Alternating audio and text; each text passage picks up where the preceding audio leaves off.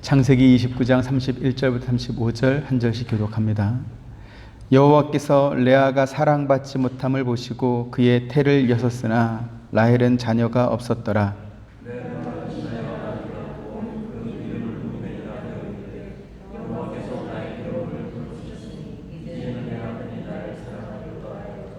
그가 다시 임신하여 아들을 낳고 이르되 여호와께서 내가 사랑받지 못함을 들으셨으므로 내게 이 아들도 주셨도다 하고 그의 이름을 시므온이라 하였으며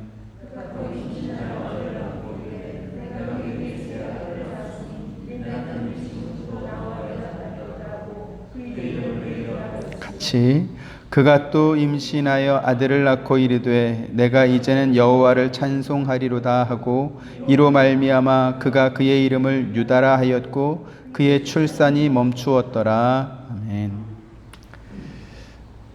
아브라함과 이삭과 야곱을 선택하신 하나님께서는 야곱의 12아들 모두를 당신의 백성으로 삼아 주셨습니다. 이것은 에서와 야곱 두 사람 중에서 야곱만을 선택한 것과는 좀 다른 점입니다. 리브가가 쌍둥이 형제인 에서와 야곱을 잉태했을 때 하나님께서는 그에게 두 민족이 내 복중에서부터 나누이리라. 이 족속이 저 족속보다 강하겠고 큰 자가 어린 자를 섬기리라. 이렇게 말씀하면서 그 형제의 운명이 나뉠 것을 말씀했습니다. 하지만 외삼촌의 집으로 도망가던 야곱에게는 네가 누워있는 땅을 내가 너와 내 자손에게 주리니 내 자손이 땅의 티끌같이 되겠고 땅의 모든 족속이 너와 내 자손으로 말미암아 복을 받으리라. 이렇게 말씀하셨습니다. 하나님께서 야곱에게 이와 같은 약속을 주셨을 때는 야곱이 아직 결혼하기 이전이었습니다. 야곱이 누구랑 결혼하게 될 것이고 또 몇 명의 자식을 낳게 될 것인지 전혀 알 수 없는 상황에서 하나님께서는 야곱이 낳은 모든 자손에게 복을 주겠다 이렇게 약속하는 것이죠. 우리가 지난 시간에도 살펴본 것처럼 야곱은 정식으로 결혼한 2명의 아내와 그 2명의 아내의 몸종이었던 여종들에게서 각각 2명씩 그래서 총 12명의 아들을 낳게 됩니다. 그리고 그 12명의 아들들은 하나님께서 그들에게 주셨던 가나안 땅에 도착해서 각자의 분깃을 따라 땅을 분배받은 후에 각 지파의 조상이 됩니다. 먼저 우리가 확인해야 될 것은 야곱의 12아들들이 하나님께서 주시는 복을 받을 만한 어떤 좋은 행위를 해서 그들이 복을 받은 것이 아니었다라고 하는 것을 분명히 알아야 될 것입니다. 나중에 우리가 창세기 강해를 하면서 계속 살펴보게 되겠지만 야곱의 10명의 아들들은 당시 막내 동생이었던 요셉을 질투하고 미워했습니다. 그래서 아버지의 심부름을 온 이 요셉을 처음에는 물 없는 구덩이에 던져가지고 짐승의 먹이가 되거나 혹은 거기서 굶어 죽거나 이렇게 만들려고 했다가 나중에는 자기들 손으로 동생을 죽일 수 없으니까 그 동생을 꺼내서 노예 상인들에게 팔아서 노예가 되도록 그렇게 만들었습니다. 그리고는 그 동생의 옷을 벗겨서 염소에 피를 묻혀가지고 아버지 야곱에게로 가져가서 혹시 이 옷이 요셉의 옷이 아닙니까? 우리가 오다가 이 옷을 발견했습니다. 아마 흉악한 짐승에 의해서 동생이 죽은 것 같습니다. 이렇게 거짓말을 또 하게 되는 것이죠. 요셉을 형들에게 심부름 보냈던 야곱은 일평생 자기가 가장 사랑했던 아들을 잃어버린 그 슬픔과 또 후회 속에서 살아야만 했습니다. 이처럼 야곱의 10명의 아들들, 요셉의 형들은 동생에게도 죄를 범하고 아버지에게도 큰 불효를 하는 그러한 죄를 범한 사람입니다. 야곱의 막내 아들인 베냐민 지파는 그때 왕이 없으므로 사람마다 자기 소견에 옳은 대로 행했던 사사시대에 한 레위인에게 행했던 아주 흉악한 죄로 말미암아 그 지파 전체가 멸절될 뻔한 그러한 지파였습니다. 그런가 하면 요셉의 둘째 아들로 이렇게 아버지의 분깃을 이어받은 에브라임은 야곱과 또 야곱으로부터 다른 삼촌들과 또 자기 형보다 더 많은 분깃을 이어받은 정말 많은 복을 받은 사람이었습니다. 그런데 그 에브람의 후손이 누구냐면 바로 북이스라엘의 초대 왕이었던 여로보암입니다.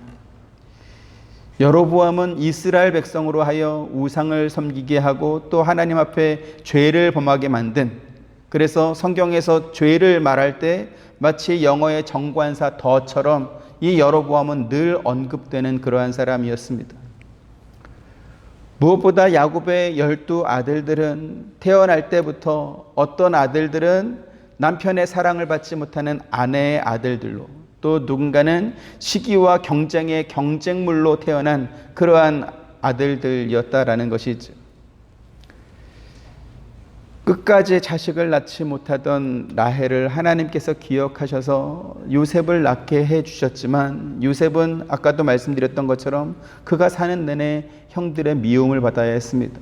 또 베냐민은 엄마가 자기를 낳고 바로 죽었기 때문에 평생 엄마의 얼굴을 한 번도 보지 못한, 기억하지 못하는 그러한 불행한 그런 출생의 경험이 있습니다.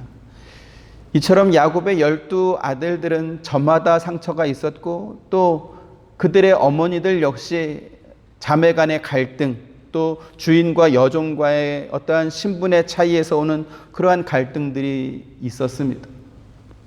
그런데 하나님께서는 이렇게 복잡하고 문제가 많은 가정의 아들들에게 이스라엘이라고 하는 특별한 이름을 주시고, 그리고 그들을 자기의 백성으로 삼으셨다라는 것이죠. 오늘 우리가 살펴보려고 하는 내용이 바로 이 부분입니다.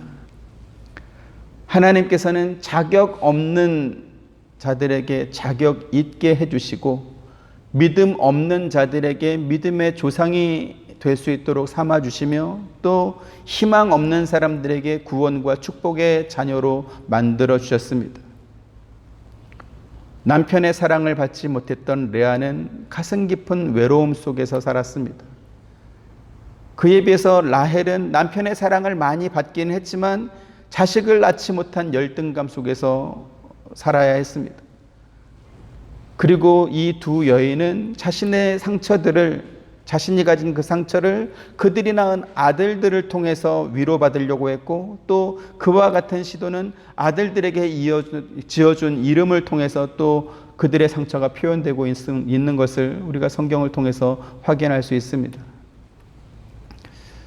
부모가 자녀에게 지어준 이름에는 그 자녀가 앞으로 살아가면서 어떠한 성취를 이루었으면 좋겠다라는 그러한 기대와 염원, 또 그 자녀가 어떻게 삶의 방향을 붙잡고 살기를 바라는 어떤 그런 부모의 마음이 담겨져 있습니다. 그래서 이름만 들어도 그 이름을 지어주신 부모님의 마음을 우리가 짐작할 수 있는 것이죠. 그런데 레아와 라헬은 그렇게 하지 않았습니다. 아들의 이름에 자기의 기대와 염원을 담기도 했고, 자기의 억울함을 풀거나 혹은 경쟁의 전리품으로 자기 아들을 삼기도 했던 것입니다. 보통의 부모 같으면 자녀를 위한 이름을 지어 주었겠지만, 그러나 레아와 라헬은 각자가 가진 상처가 너무 크다 보니까 자기의 상처들을 자식들에게, 아들들에게 그대로 전가했던 것입니다. 죄의 본성이 있는 우리 인간은 자신의 상처나 자신의 한을 자기만의 문제로 여기고 끝내려고 하지 않고 그것을 타인에게로 전달해서, 그래서 공동의 한으로 만들려고 하는 그러한 속성이 있습니다. 앞서 말씀드렸던 것처럼 사사시대의 한 레위인이 그렇게 자기의 원한을 이스라엘 모든 지파 공동의 원한으로 그렇게 만들므로 인해서 베냐민 지파 자체가 아예 사라질 뻔한 그러한 큰 전쟁이 벌어지기도 했습니다. 성경 보시죠. 사사기 20장 46절 같이 봅니다. 시작. 이날에 베냐민 사람으로서 칼을 빼는 자가 엎드러진 것이 모두 2만 5천 명이니 다 용사였더라 이랬습니다. 이 전쟁이 얼마나 컸는지, 그리고 11지파가 이 베냐민 지파에 대해서 얼마나 거센 공격을 했던지 2만 5천 명이나 되는 용사로 불리는 그러한 남자들이 다 죽었습니다. 그리고 그 전쟁에서 살아남은 남자 600여 명이 광야로 도망가서 목숨을 부지했습니다. 그때 이스라엘 사람들은 베냐민 지파가 사는 성읍으로 들어와서 보이는 모든 사람, 남자고 여자고 애고할 거 없이 닥치는 대로 칼로 사람들을 다 죽여버렸습니다. 한 사람의 원한에서 시작된 이 전쟁이 베냐민 지파 전체를 소멸되게 만드는 위험에 빠뜨려 버린 것입니다. 더 큰 문제는 뭐냐면 이 전쟁에서 베냐민 지파 남자 2만 5천 명이 죽임당한 것만 문제가 아니라 11지파가 공동으로 회의를 해서 누구든지 베냐민 지파하고는 결혼하지 말자. 그 베냐민 지파 남자에게는 우리의 딸을 주지 말자라고 하는 그러한 결의를 해버린 것입니다. 사사기 21장 1절 같이 봅니다. 시작. 이스라엘 사람들이 미스바에서 맹세하여 이르기를 우리 중에 누구든지 딸을 베냐민 사람에게 아내로 주지 아니하리라 하였더라. 이렇게 됩니다. 이처럼 베냐민 지파가 자기 형제 가운데 이제 소멸될 지경에 이르게 되자 이스라엘 백성들 가운데 이제 정신을 차리고 상황을 제대로 인식하는 사람들이 하나둘 생겨나기 시작했습니다. 그리고 그들이 하나님께 이렇게 기도합니다. 2절부터 4절 또 봅니다. 시작. 백성이 베델에 이르러 거기서 저녁까지 하나님 앞에 앉아서 큰 소리로 울며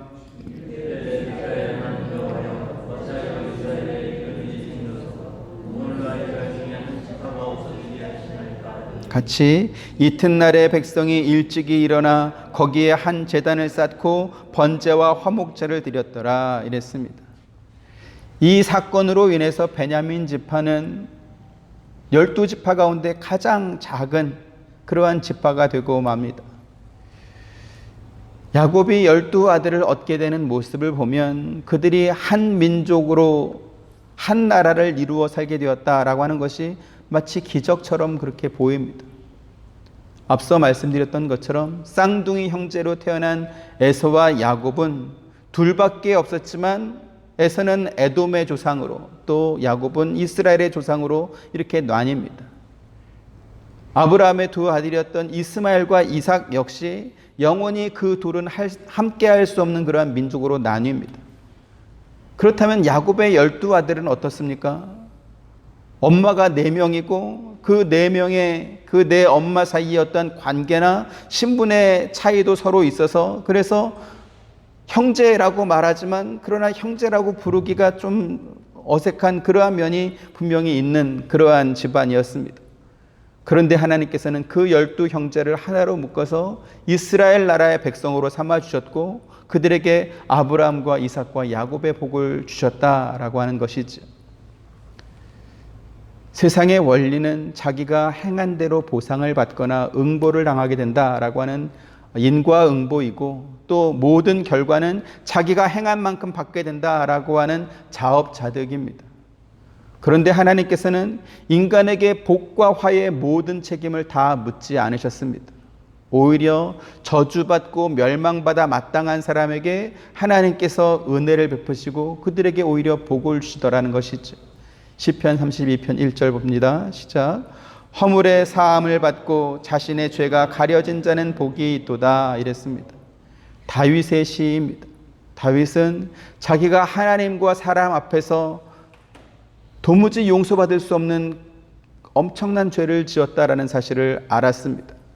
그 죄는 단지 말 몇 마디로 미안해 내가 잘못했어 이렇게 용서를 구할 수 있는 그러한 죄의 종류가 아니었습니다.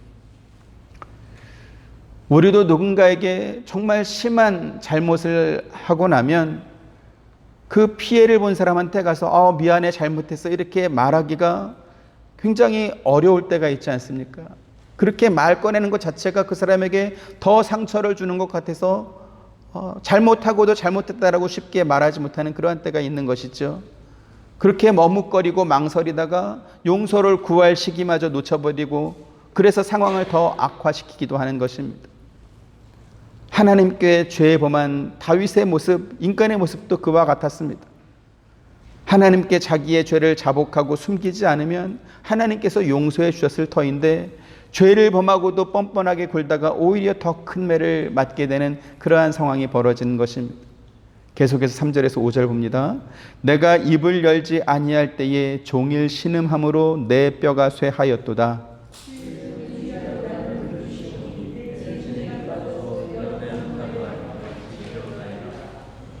5절 같이 시작. 내가 이르기를 내 허물을 여호와께 자복하리라 하고 주께 내 죄를 아뢰고 내 죄악을 숨기지 아니하였더니 곧 주께서 내 죄악을 사하셨나이다. 셀라. 아멘.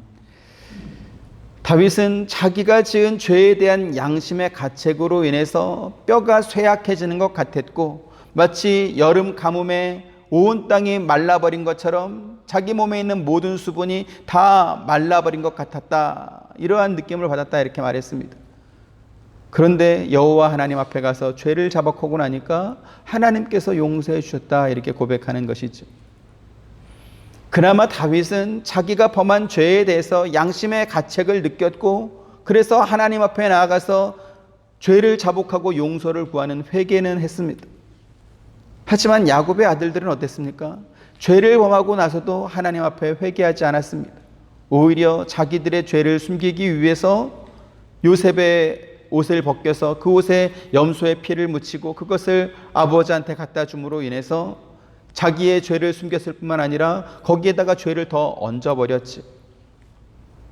그럼에도 불구하고 하나님께서는 그 야곱의 아들들에게 복과 은혜를 주셨습니다.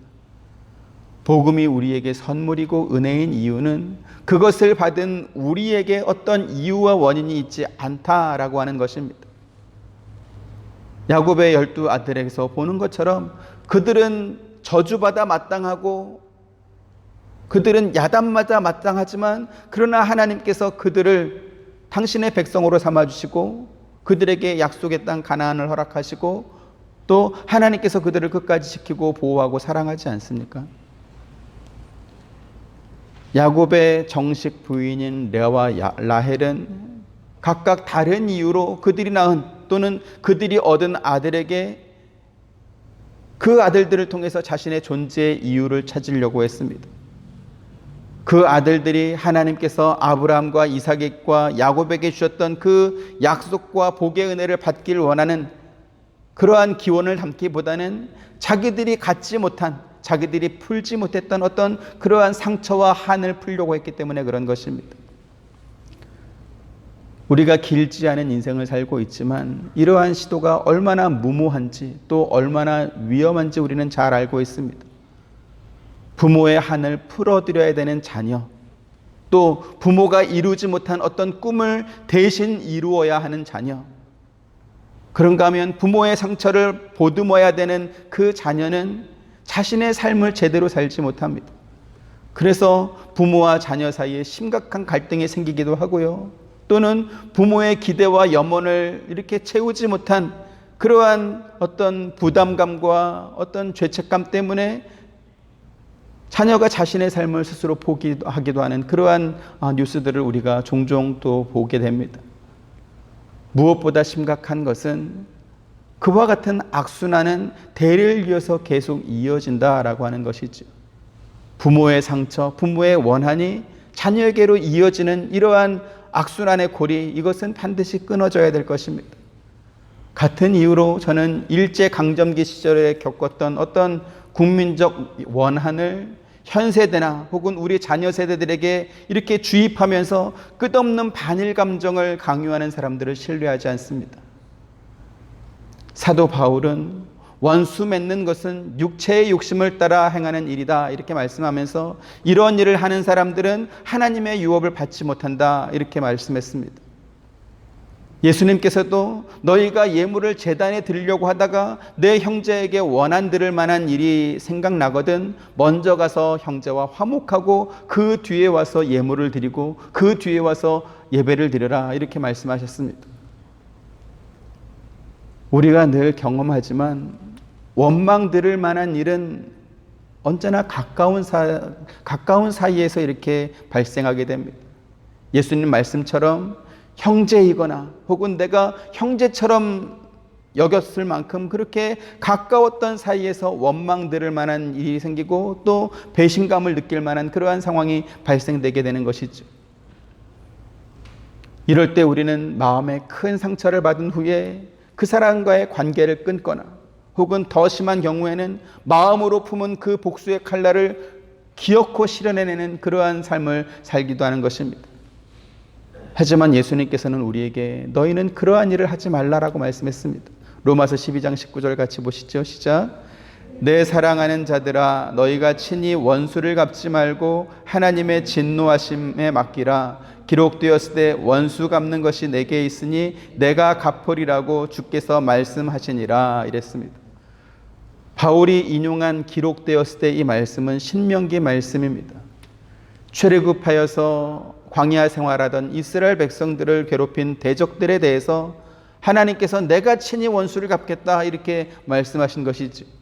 신명기 32장 35, 36절 그들이 실족할 때에 그때에 내가 보복하리라. 그들의 환난 날이 가까우니 그들에게 닥칠 그 일이 속히 오리로다.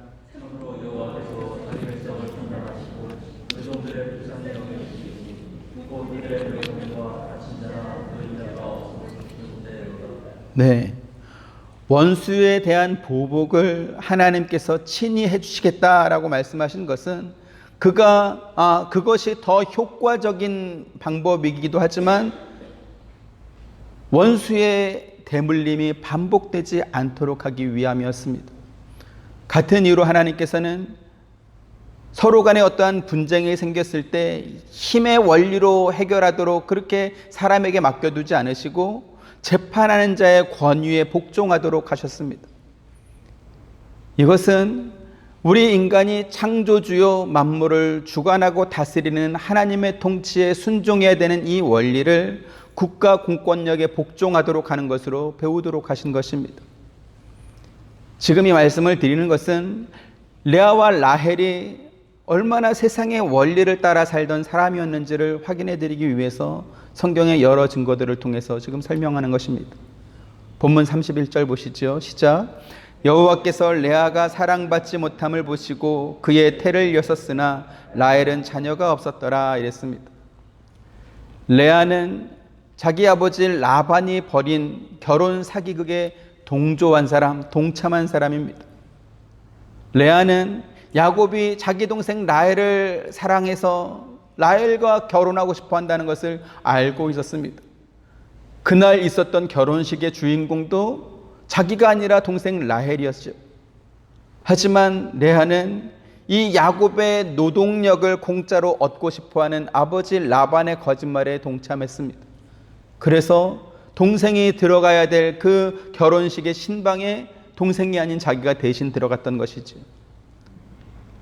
레아의 이 잘못된 선택은 남편의 사랑을 받지 못하는 것으로 본인에게 되돌아갔습니다.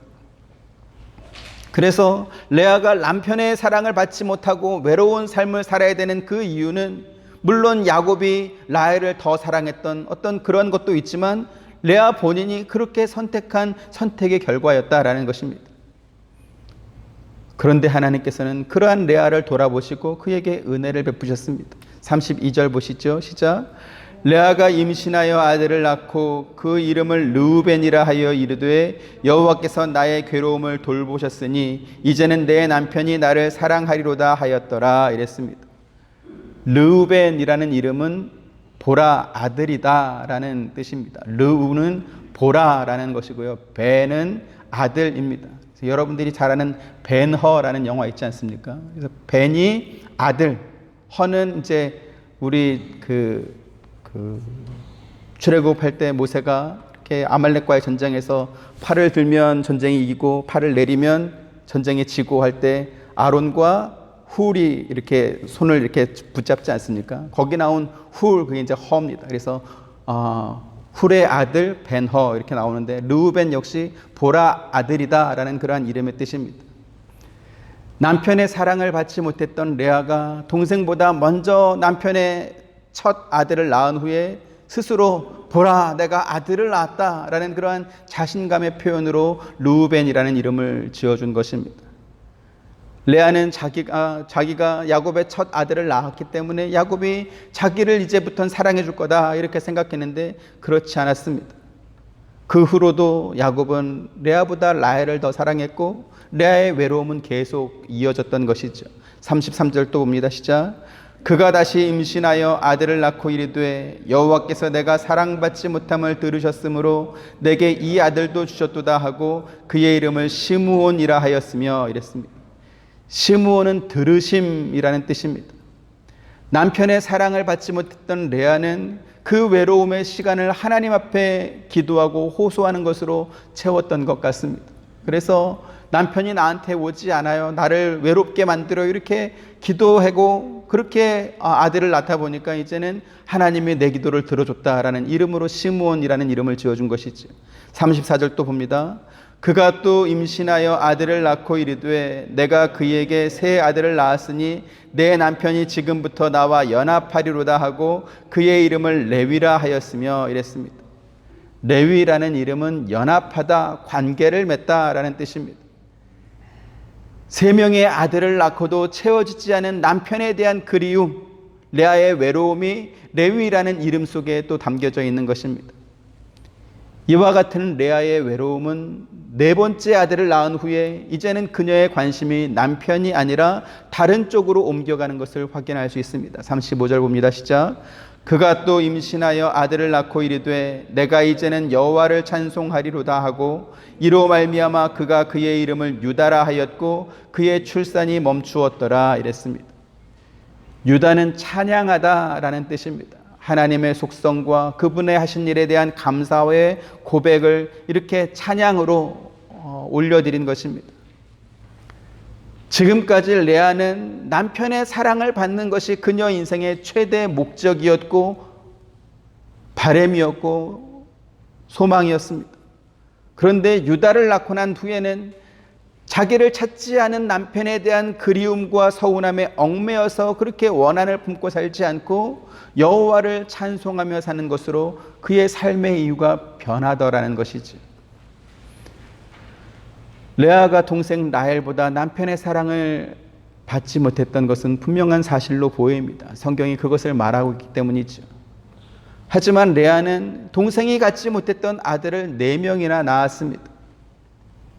사람의 욕심은 언제나 지금 나에게 없는 것, 나한테 부족한 것, 여기에 집착하도록 만듭니다.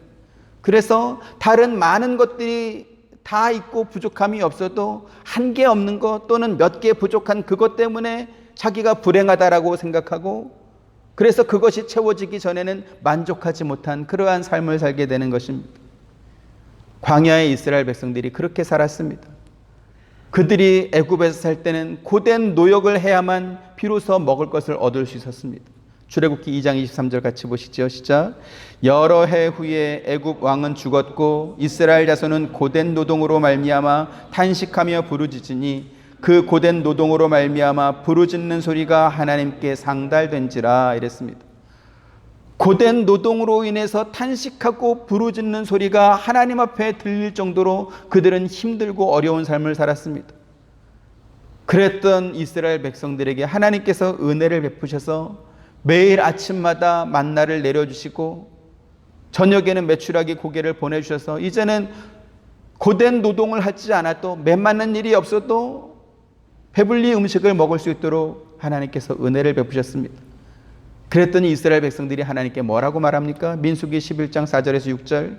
그들 중에 섞여 사는 다른 인종들이 탐욕을 품음에 이스라엘 자손도 다시 울며 이르되 누가 우리에게 고기를 주어 먹게 하랴.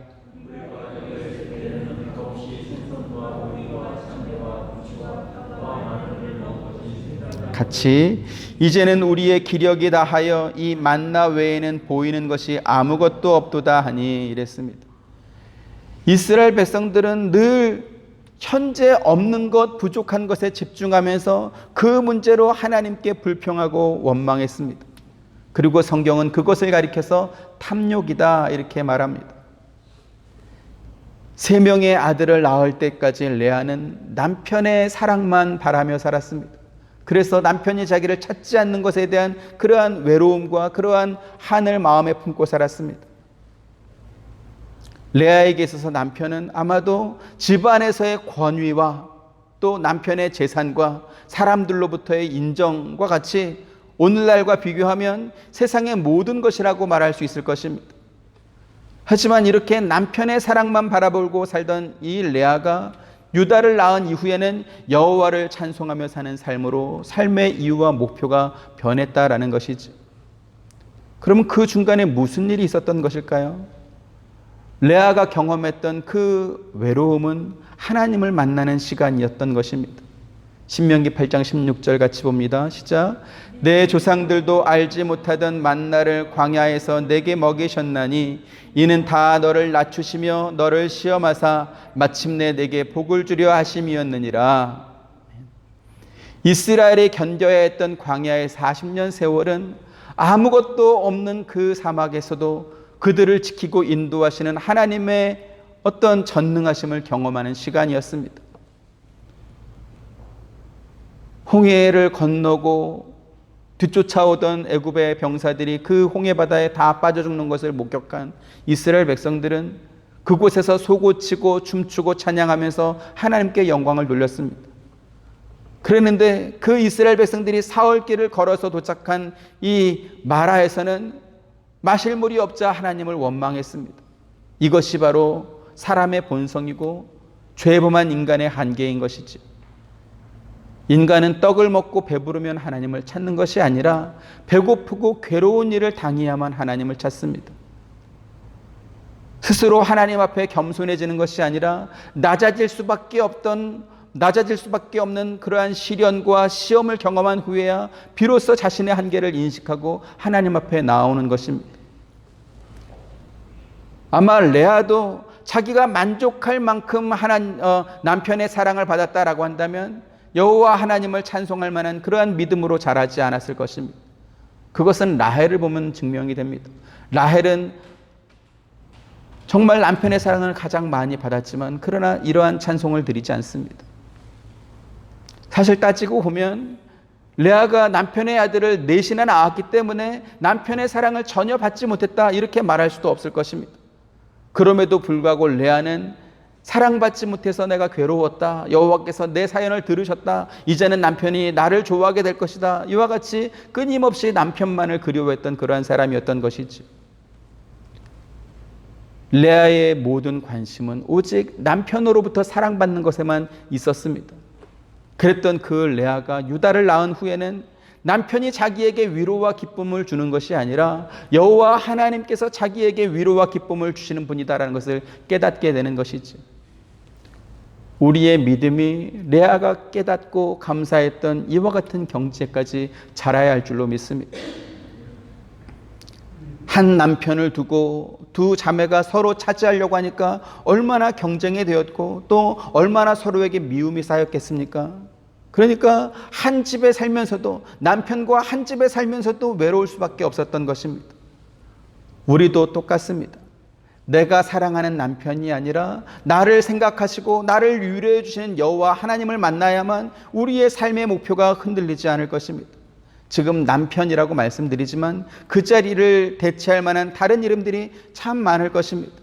그것이 실제로 남편이나 혹은 자녀일 수도 있을 것이고 성공일 수도 있을 것이고 재물일 수도 있을 것이고 내가 너무나 좋아하는 취미 활동일 수도 있을 것이고 그 어떤 것도 그 자리에 들어갈 수 있을 것입니다.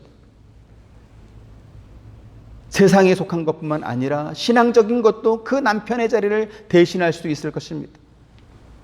남편 한 사람만 바라보고 살았던 이 레아의 모습은 육체로 오신 예수님만 의지하고 예수님만 바라봤던 그 베드로의 모습과도 너무나 많이 닮아 있습니다.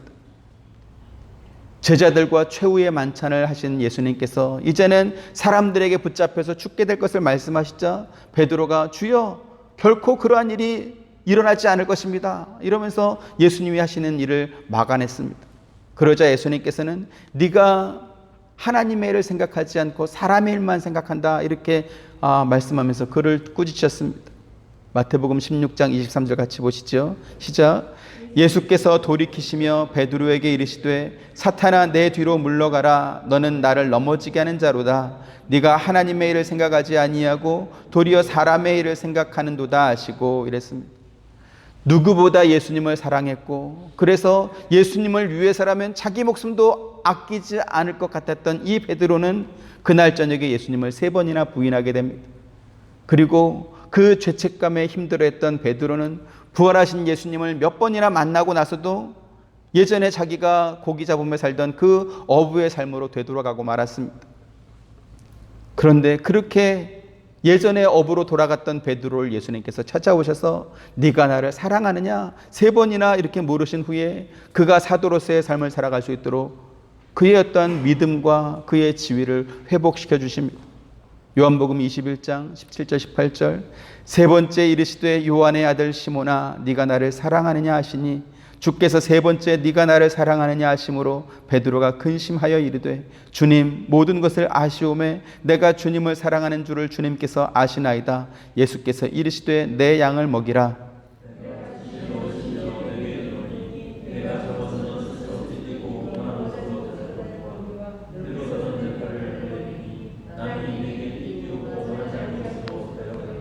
네, 베드로는 자기가 예수님을 사랑하고 자기가 예수님을 지켜줄 수 있을 것이다 이렇게 생각했습니다.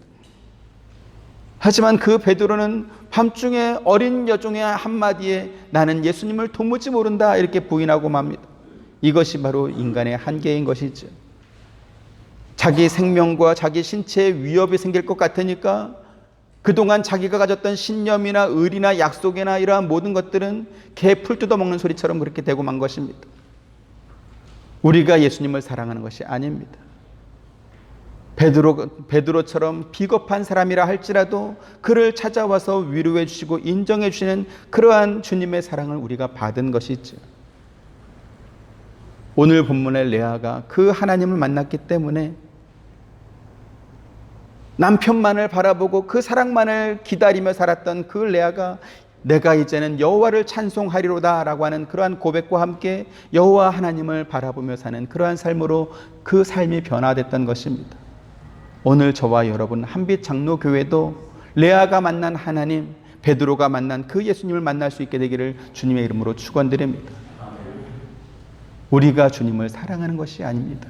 주님께서 우리를 사랑하시는 것입니다. 우리는 언제나 관심이 세상 것에 있습니다. 그러나 그 세상 것에 관심을 두면 우리는 언제나 외로울 수밖에 없습니다. 그 외로움은 하나님께서 우리에게 주시는 그 사랑과 그 위로가 있어야만 채워질 수 있습니다. 그래서 저와 여러분의 관심이 하나님께 향하길 원하고 또 우리의 입술의 찬양이 세상 것을 원하는 것에서 여호와 하나님을 찬송하는 삶으로 변화되기를 기원합니다. 은혜로우신 아버지 하나님 감사합니다. 우리가 무엇이기에 하나님께서 우리를 사랑하시고 우리가 무엇이기에 하나님께서 우리를 복된 자녀로 인정해 주셨습니까? 레아가 남편만을 바라보고 살 때는 외로운 삶 또 상처받을 수밖에 없는 그러한 삶을 살게 되었지만 유다를 낳은 후에는 이제는 내가 여호와 하나님을 찬송하며 살겠다라고 하면서 그의 삶의 이유가 변하는 것을 성경을 통하여서 가르쳐 주셨습니다. 우리도 여호와 하나님을 찬양하며 사는 삶을 살길 원합니다. 주님 한 분만으로 만족하며 주님을 바라보는 삶으로 우리의 삶의 이유와 목표가 변하길 원합니다. 그와 같은 신앙으로 자라갈 수 있도록 하나님께서 우리를 붙들어 주옵시고 또한 그렇게 만들어 주옵소서. 예수님의 이름으로 기도합니다. 아멘. 지금은 우리 주 예수 그리스도의 은혜와 하나님의 크신 사랑과 보혜사 성령님의 감화감동 교통하심이 주를 만나는 삶, 주님으로부터 위로와 기쁨을 얻길 원하는 사랑하는 모든 성도님들의 머리 위에와 가정과 생업과 하시는 모든 일들 가운데 지금부터 영원토록 함께 있기를 축원하옵나이다. 아멘.